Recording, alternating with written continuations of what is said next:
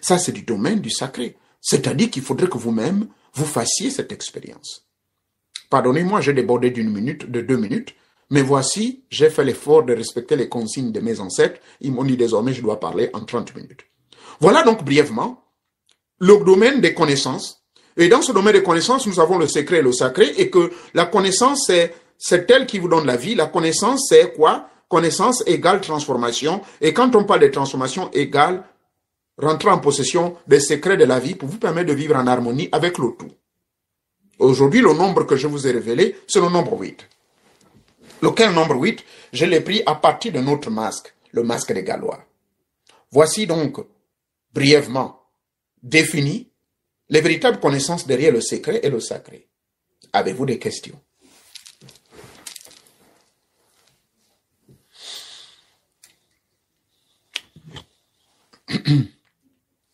J'en ai terminé. Avez-vous des questions?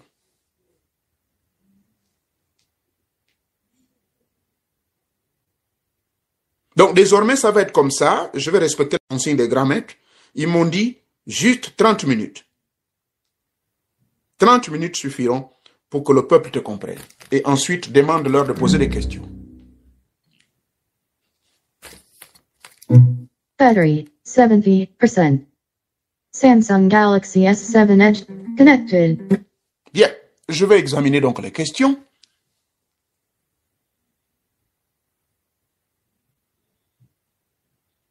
J'ai été initié au Mbumba 3 fois, mais mon Mbumba ne s'est jamais manifesté pendant que je suis dans cette chambre, mais une fois chez moi, je vois presque chaque soir. Bien, Madame Tsam, la personne qui vous a initié dans le Mbumba ne vous a certainement pas bien fait l'initiation. Je ne juge pas cette personne.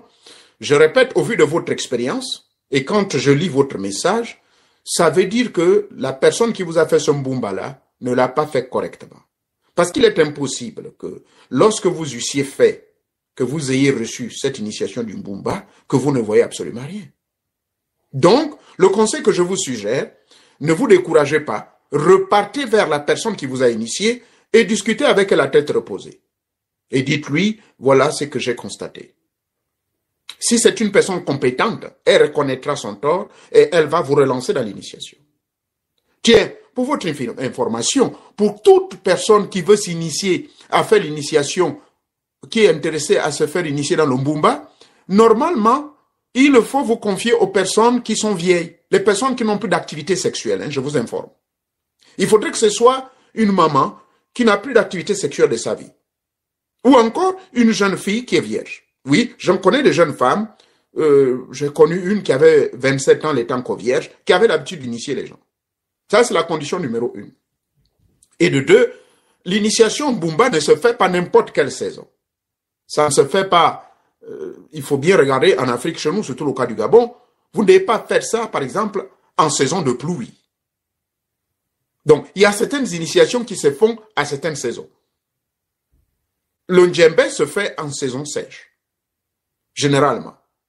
Il y a certains rites de Bouété qu'on fait uniquement en saison sèche. D'accord, ça n'a rien à voir forcément parce que la pluie va déranger. Non. Ça a été prouvé que la vie est active en saison sèche.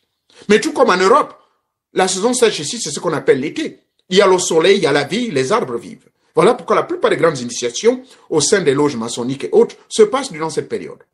En octobre, quand j'ai reçu mon rite maçon à Bâton Rouge, octobre-novembre 1999, ben, il ne pleuvait pas, les arbres étaient encore vivants. Donc, ça, c'est des informations gratuites, Madame Tsam, que je vous donne. Rapprochez-vous auprès de la personne. Maintenant, si la personne se montre arrogante et refuse de vous le faire, c'est dommage que vous ayez déjà dépensé autant d'argent. Eh bien, faites des recherches. Il y a les gens qui font le vrai Mbumba. Si vous avez ces difficultés, contactez-moi en privé. Je vais vous mettre en contact avec une maman qui connaît toutes ces histoires-là. Et quand je vois votre nom, Ntsam, vous devez être du Nord, ou du moins de l'estuaire, c'est-à-dire femme. Cette maman, elle est femme. Elle maîtrise très bien tous ces domaines-là. Alors, je vous mettrai en contact avec elle. Elle va mieux vous orienter. Peut-être qu'elle a des parents qui savent bien faire l'initiation de Mbumba. Voilà la réponse que je peux vous donner. Merci bien. On avance.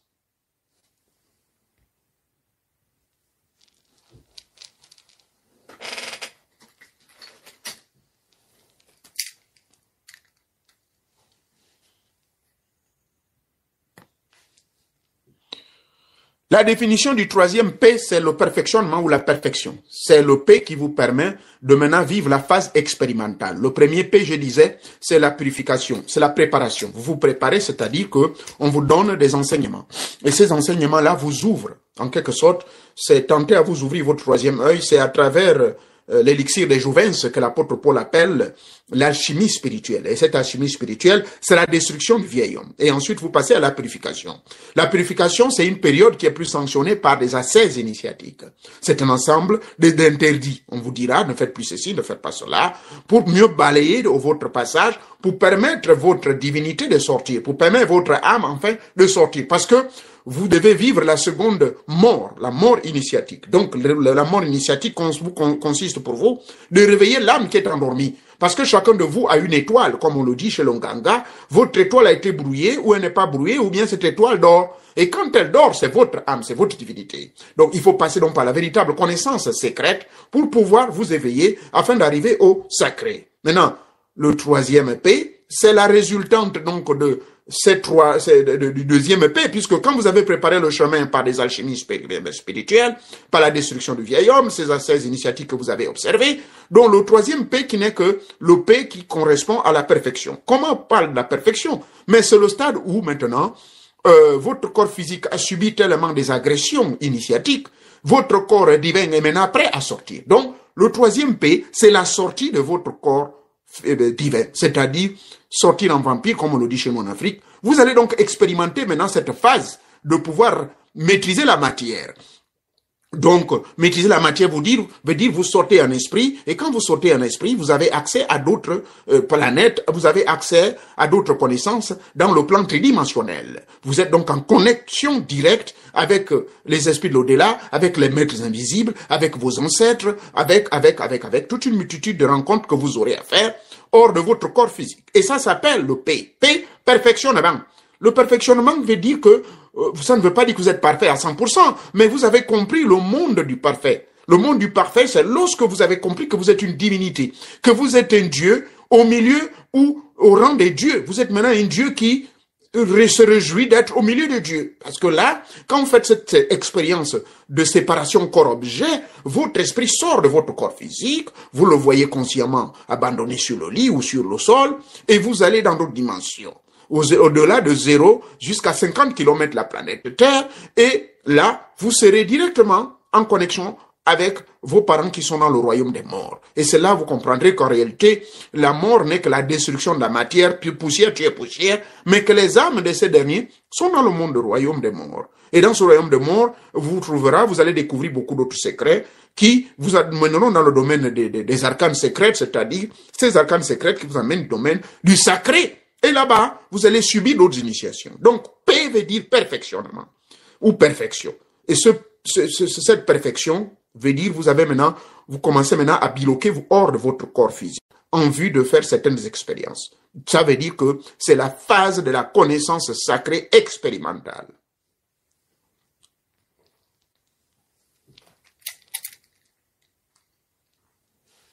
Pourquoi faut-il toujours allumer les bougies, commençant par la gauche?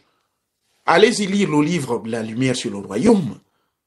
Ça, ça ne peut pas, comment dirais-je, que ce soit dans les églises, vous verrez la même chose. L'auteur du livre bleu, La lumière sur le royaume, ne vous donne pas la raison. Il vous dit seulement, il faut allumer ça à gauche, vers la droite. Bon, c'est une question qui a un rapport avec le côté sacré, mais bien, ils me disent de parler de ça, il n'y a pas de problème. Donc, je vais répondre quand même à cette question parce qu'ils m'ont dit, même si c'est du domaine sacré, il faut que j'explique.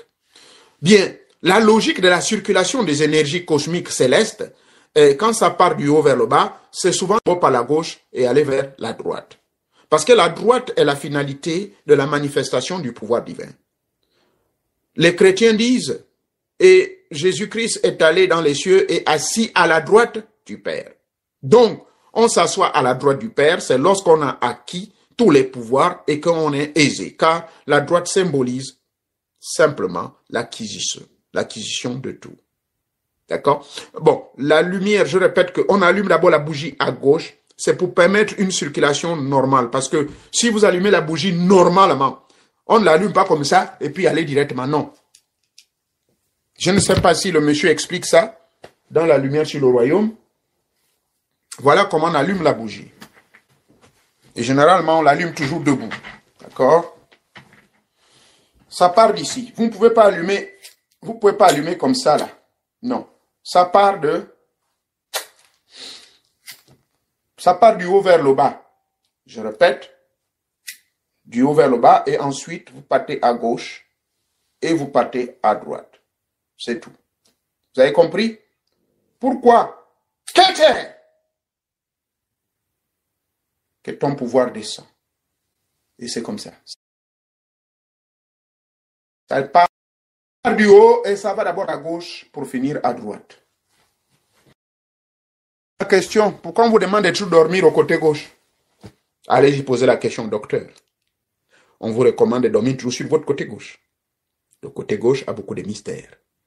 Donc, à votre réponse, je crois j'avoir répondu, c'est simplement pour permettre la circulation de l'énergie divine qui commence depuis Keter, donc depuis la sommité. Depuis la sommité. Keter! Après, on va à gauche et à droite. C'est le Fretlix.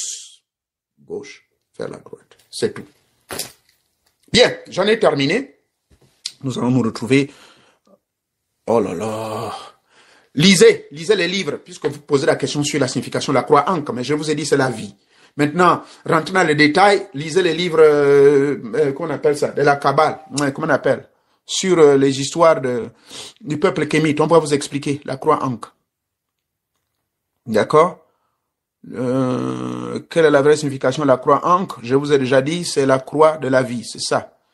Et vous pouvez vérifier dans de vos livres, allez-y vérifier partout. Mais je ne crois pas que Google vous donnera la bonne définition.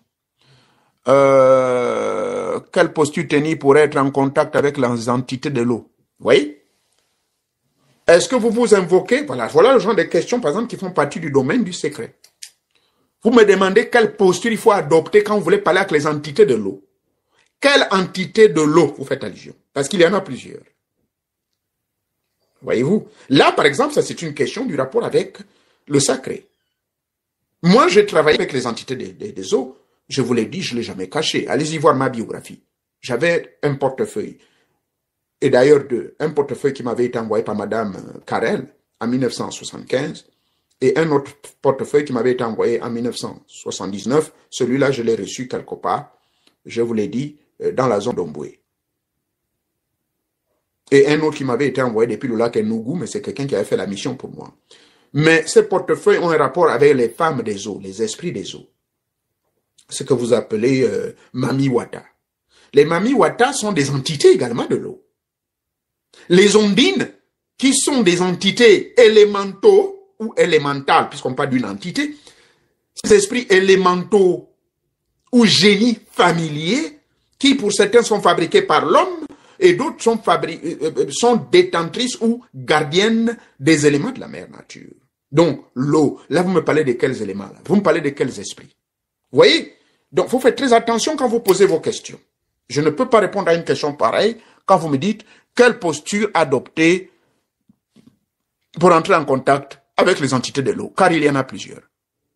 Quand vous lisez le livre bleu, vous ressentez beaucoup de chaleur. Bon, c'est tout à fait normal, c'est un livre qui a été chargé. Ça veut dire quoi, en d'autres termes, la puissance à gauche et le pouvoir? Voilà, ça c'est des questions, je ne peux pas expliquer en plein live. Non. Ça veut dire quoi? Hein? La puissance à gauche et le pouvoir à droite. Je ne sais pas quel livre vous avez lu, mais si vous n'avez pas lu un livre, veuillez vous rapprocher auprès de votre initié, il va bien vous expliquer. D'accord? Voilà. Parce qu'il ne faut pas être embrouillé avec les termes. Quelle est la différence entre puissance et pouvoir? Voyez-vous? Allez-y me suivre l'enseignement. Vous êtes nouveau sûrement, ou nouvelle. Allez-y suivre mon enseignement sur les trois catégories des pouvoirs que nous avons. J'explique très bien cela. La vidéo est ici. Les trois pouvoirs de l'homme. Autre question. Quelle est la frontière entre le secret et le sacré? Je viens de l'expliquer, vous êtes venu en retard. Le secret, toute personne peut avoir accès au secret sans être nécessairement initié des grands mystères en profondeur.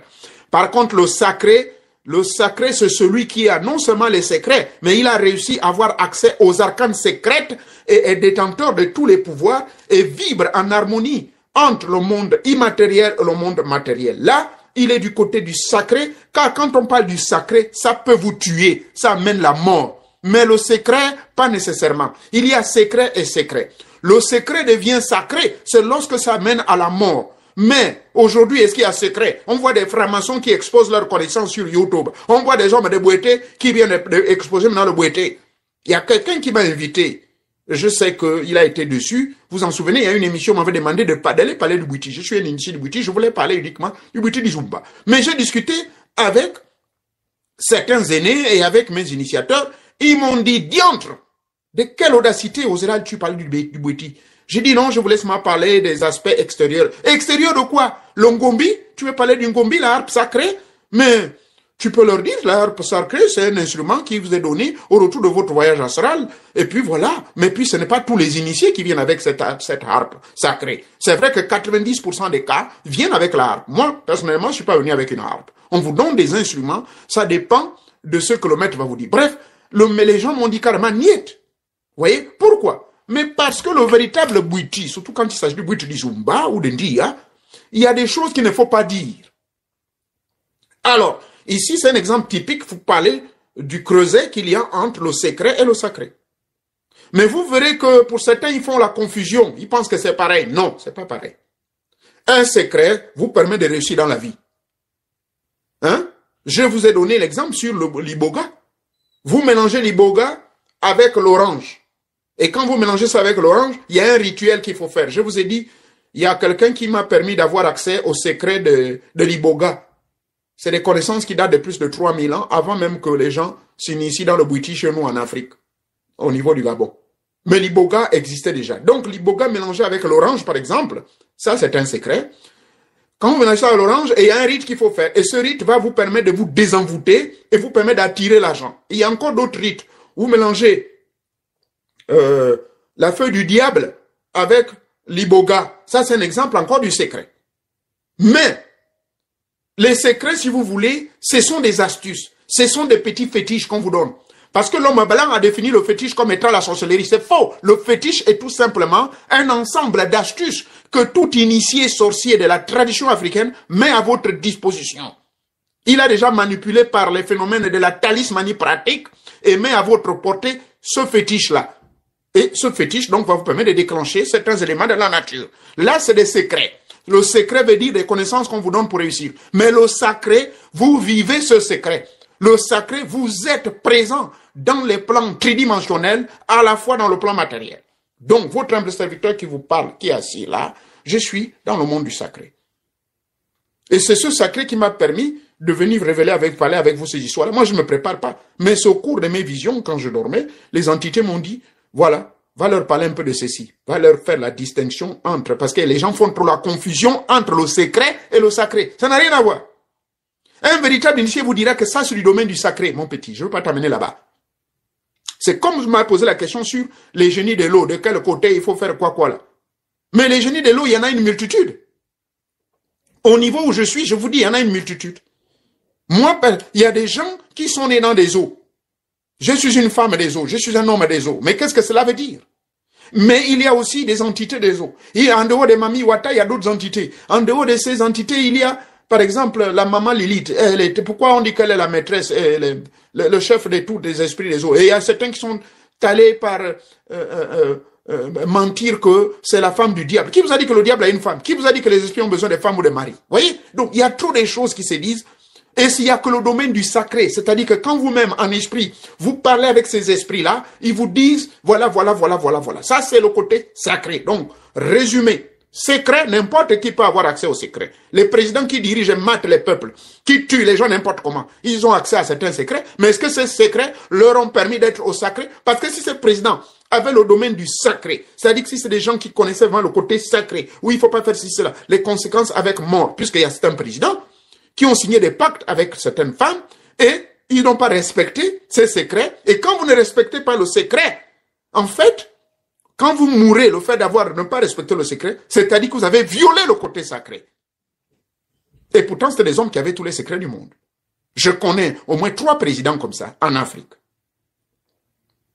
qui sont morts parce qu'ils avaient accès au sacré, mais ils n'ont pas respecté les secrets entre eux et leurs épouses. Et ces épouses, bon, il y a une qui vit encore, les 2 autres, ça remonte il y a très longtemps, c'était au 19e, 20e siècle. Voilà des choses.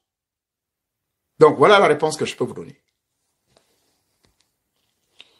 Existe-t-il des prières pour accéder au dossier akashique pour des personnes qui choisissent des méthodes douces? Oui. Oui, je ne peux pas vous donner la liste ici. Il existe des prières. Vous voulez quoi? Il y a des milliers de prières. Il existe des prières. La suggestion que je vous ferai, c'est celle de lire les 72 prières ou invocations adressées aux 72 génies de la Kabbale et ensuite avoir accès à la pierre noire, les prières de la pierre noire. Ça, c'est des domaines de l'islam. Vu que la connaissance est large, des auteurs tels que Cheikh Anta Diop disaient qu'il faut s'armer de science jusqu'aux dents. Doit-on limiter la recherche, la connaissance à l'attente de la science? La science n'a rien à voir. Voilà, justement. Une science sans conscience, ça, c'est un peu la véritable grande science. La science sans conscience, la science sans spiritualité. Je vous ai toujours dit que l'avantage que j'ai, c'est parce que j'ai les 2 pieds, les 2 côtés. Je suis à la fois dans la science et je suis également dans le monde de l'esprit, donc du spirituel. Monsieur Cheikh Anta Diop a parlé de ça. Il parle des sciences de manière générale. La science, c'est les connaissances, les découvertes qu'il a faites, c'est des sciences qui ont révolté la connaissance de l'homme. Mais je le répète une fois de plus, le fait que la connaissance a révolté les esprits des hommes, ça vous a amené au secret. Le secret, c'est quoi? Eh bien, à l'époque, on nous disait la terre était ronde, oh, la terre était carrée, ceci, cela. Mais il y a quelqu'un qui a révolutionné, qu'on a même coupé la tête, M. Galilée. Est-ce que c'est encore un secret? Non. Dès lors qu'une connaissance qui est apportée à votre disposition, quand vous viviez dans l'ignorance, le fait que vous étiez dans l'ignorance, que vous avez eu accès à une certaine connaissance, pour vous, au départ, cette connaissance, c'était quelque chose que vous ne connaissiez pas, c'est devenu un secret, c'était un mystère. Aujourd'hui, je mets à la disposition du peuple, par exemple, pour expliquer comment expliquer quelqu'un qui peut avoir 48 millions de francs CFA par jour. Qu'est-ce qui se passe? J'ai expliqué ça. Que ce qui se passe, c'est que il a à sa portée certaines entités du monde du reflet. Et ces entités, malheureusement, vivent de certaines énergies. Et ces énergies dont ils ont besoin, c'est le sang. Parce que le sang est une substance chimique indispensable qui détient la vie. Donc, quand on sacrifie quelqu'un, ce sang qu'on prend, eh c'est ça qui donne la vitalité à ces entités. Ils ne vivent que de ça. Il y a certains individus qui les ont habitués à vivre de ça. Moi, j'ai habitué à faire vivre les miens avec du miel. Voyez-vous? Mais généralement, ils se rebellent pour demander le sang. Bref, je vais donc parler des 5 éléments. La photo, les ongles, le sang, la salive et les mèches de cheveux. Voilà les 5 éléments qu'on vous demande pour pouvoir avoir accès à toutes ces richesses-là. Mais ces 5 éléments, ce sont comme les 5 doigts de la main, ce sont ces éléments qui permettent les entités qui travaillent pour vous de vous contrôler partout où vous irez. Vous n'allez pas les dribbler. Et le moment venu, lorsque vous n'allez plus donner un sacrifice, ils vous tuent. Car c'est à travers ces 5 éléments qu'on tue quelqu'un. Un véritable initié qui a accès à tous les secrets des arcanes, vous n'avez pas besoin d'aller dans le domaine du sacré. Ça là, tous, vous devez le savoir. Dès lors que vous allez voir un marabout qui vous demande les mèches de vos cheveux, qui vous demande le sang, de vous couper un peu le doigt comme ça, et verser le sang, mettre sur un bout de papier, imbiber ce papier de votre salive, élément 3, et ensuite envoyer votre photo, élément 4, ou envoyer les mèches de vos cheveux qu'on prend ou derrière votre nuque. Vous prenez une seule mèche et vous envoyez ça là. Sachez que vous avez signé votre contrat avec le diable. J'en ai terminé. Voilà les grandes vérités du secret et du sacré. J'espère avoir répondu à votre question, vu que la connaissance est large, oui, mais la connaissance dont je parle ici, c'est la connaissance ésotérique, c'est la connaissance mystico-spirituelle, la connaissance de l'éveil de la conscience. Et les connaissances de M. Cheikh Anta Diop, pour la plupart, ce n'est pas forcément des connaissances métaphysiques, ce sont des connaissances scientifiques, mais qui, lui, dans ses découvertes, parlant de l'Égypte antique et tout, et vous verrez beaucoup d'écrivains tels que mon frère Gomez, qui vous fait des discours de 4 heures, 5 heures en train de parler de ces histoires de l'Égypte là. C'est beaucoup plus de la grande tchatch, mais cette grande tchatch des connaissances de l'éveil de votre conscience seulement. Et éveiller la conscience n'est pas synonyme de changer votre vie, de changer et de vous transformer. Parce qu'il y a des connaissances qui transforment. Nos vieux au village, ils ont eu besoin de connaissances dans ta diop, chaque country diop. Non. Nos grands initiateurs de Bouété ou d'Inchobi, ils ont eu l'histoire de Banta diop. Non. Le vieux Makoko, le type qui devenait invisible, ou le vieux Nazer Boulingi, qui rendait le Gabon invisible. Est-ce qu'il avait des histoires de Banta diop? Non. Donc, vous verrez, c'est ça la différence entre la connaissance connaissante et les connaissances scientifiques démontrées sur des preuves de découverte de certaines choses dont on nous a manipulé les consciences collectives. Voilà le but des connaissances de M. Cheikh Anta Diop et autres, c'est justement de vous en débarrasser des scories, de l'ignorance et tout cela, et de vous amener à mieux comprendre d'où vous venez. Merci beaucoup. Que Teta Mwanga vous bénisse.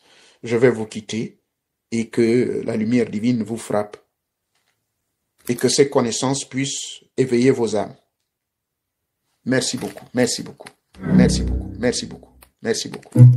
Battery, 68%. Merci beaucoup. Merci. Samsung Galaxy S7 Edge, connected. Merci. Merci beaucoup. Passez un bon week-end, portez-vous bien. Passez un bon week-end et portez-vous bien. Nous nous retrouvons mercredi prochain. Dimanche, lundi, mardi,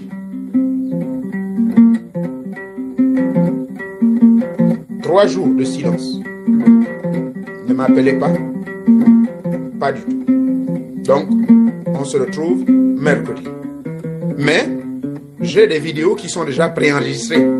Voilà pourquoi hier je n'ai pas pu faire le live, pour éviter que vous vous ennuyez. Vous verrez que même les questions que vous me posez là, j'ai les réponses déjà. Donc, il y a eu près de 4 vidéos déjà préenregistrées. Celles-là, je vais vous les projeter durant les jours de repos. On vous les projette pour éviter que vous ennuyiez. D'accord? Merci beaucoup. Merci beaucoup. Merci beaucoup. Merci. Merci encore. Merci encore. Merci beaucoup. Merci beaucoup. Merci.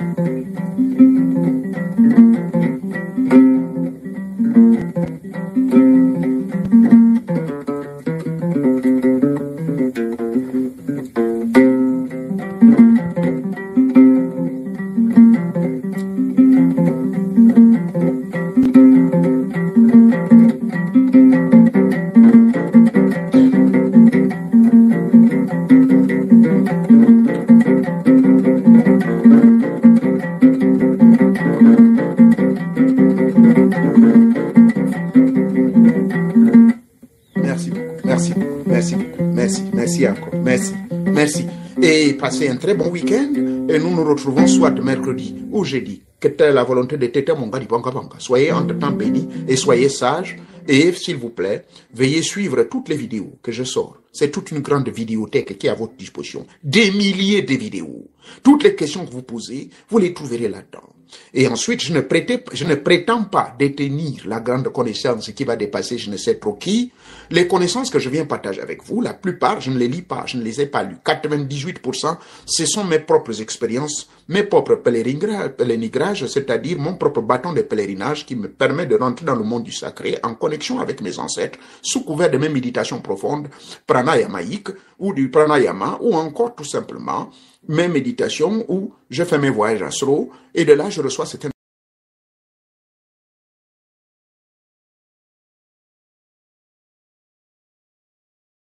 information. Donc, ce qui fait que ma connaissance parfois perturbe et dérange certaines personnes. Maintenant, pour ceux qui ont des doutes, veuillez faire ce qu'on appelle l'étude de comparaison entre vous écoutez mes enseignements et vous allez comparer avec certains livres, vous allez comparer avec d'autres personnes, vous verrez vous-même si ce que je dis est vrai ou faux. Ou du moins, si ce que je dis a fait ce qu'on appelle en anglais du common sense. Vous comprenez? Donc, je répète une fois de plus que je vous donne le libre choix.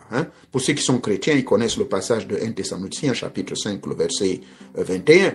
Toute connaissance qu'on vous apporte, prenez soin d'examiner diligemment et restez ferme à ce qui est excellent pour vous. Rejetez du revers de la main ce qui n'est pas bon pour vous. Donc, voilà le libre choix que vous avez. Si les connaissances de M. Moréo-Nouvier vous donnent une diarrhée indigeste ou ne vous intéressent pas ou bien ça vous énerve, évitez de le traiter de menteur, car je suis un initié de près de 27 différents milieux, loges, sociétés secrètes, sociétés magiques et tout cela. Donc, la somme de tout cela me met en connexion avec plus de 3000 entités et démons et anges. Par conséquent, ce qu'ils me disent là, parfois ça frustre, parfois ça dérange. Mais s'il vous plaît, mais cela ne veut pas dire que c'est faux. D'accord? Donc, pour entrer dans le domaine du sacré, si vous voulez approfondir ce domaine, vous pouvez me contacter tranquillement en privé, vous laissez un petit message. J'ai horreur des longs discours parce que j'ai des centaines, des milliers de personnes à travers la planète qui me contactent, s'il vous plaît. Et je suis tout seul à faire ce travail. Donc, soyez gentils d'au moins faire d'audio et soyez clairs. Si vous n'êtes pas initié, ne me posez pas des questions du sacré. C'est clair. Et je sais que la majorité des gens qui posent des questions, parfois, ne sont pas initiés. Par contre, si vous êtes initié et que vous posez des questions du domaine du sacré, je vais vous répondre gentiment. Et je le saurai en tout cas, que vous soyez initié ou pas. J'ai mon troisième œil et j'ai mes milliers d'entités qui vont toujours me dire que non, la personne là, elle est fausse ou la personne là est vraie. Donc, voilà ce que je peux vous dire. D'accord? Mes paroles ne sont pas paroles d'évangile. Que Tété mon gars vous bénisse. Merci encore. Et merci. Et merci.